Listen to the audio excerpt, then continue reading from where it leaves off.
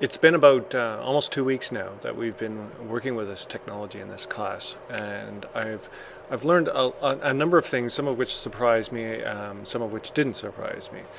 One of the things that didn't surprise me, I should have known this, but it was reinforced for me, is that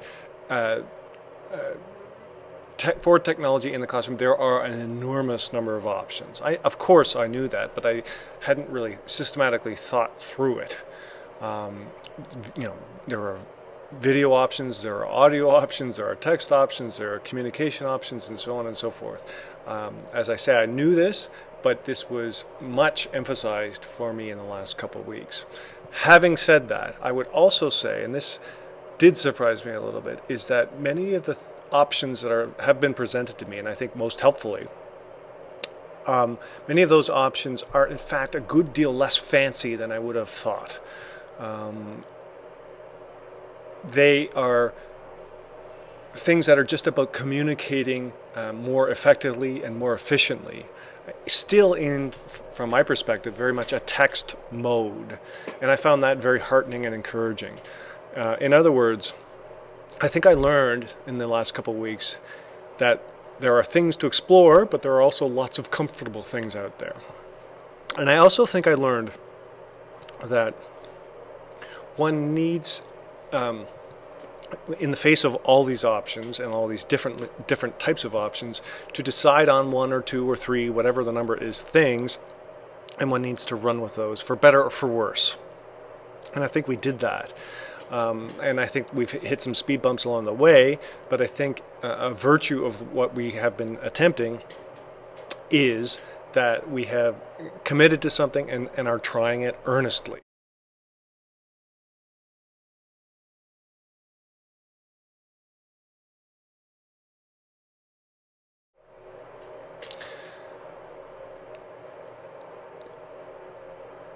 The fact that the students have devices in the classroom has certainly affected the way I think about and approach teaching.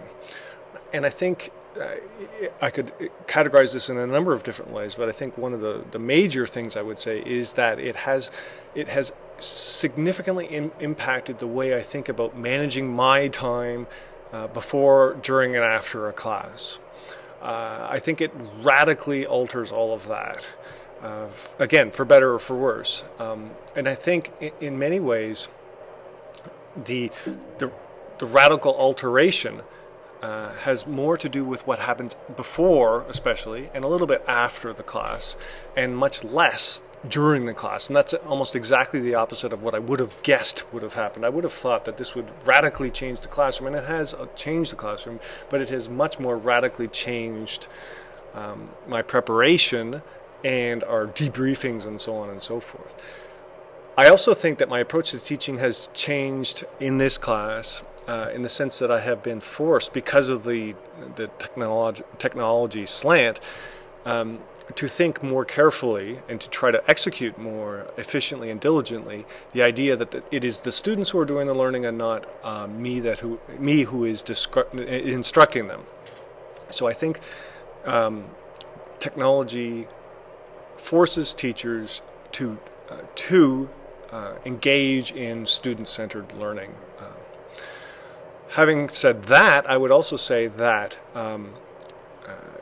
my approach to teaching has changed in the sense that during the class, I find one has to have a different kind of vigilance than I had anticipated. It's a different kind of set of problems that one needs to think about, and I almost want to say that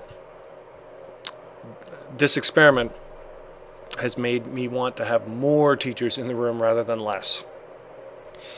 Precisely because there's so many things going on at any one moment. And some of them really involve learning, some of them really, really don't. So I find that I have to think differently before class, during class, and after class.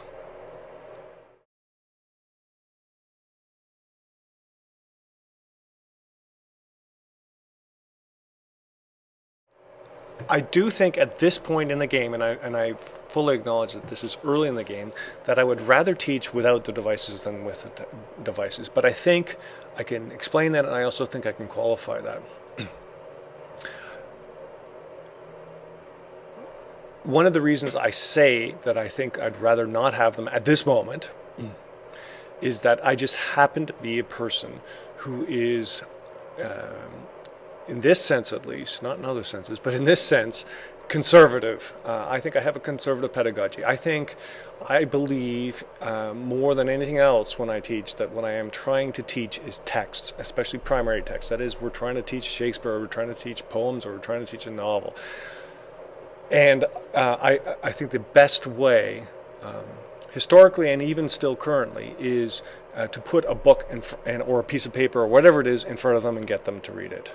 And I willingly concede that I just have an inability at this point to let that go entirely.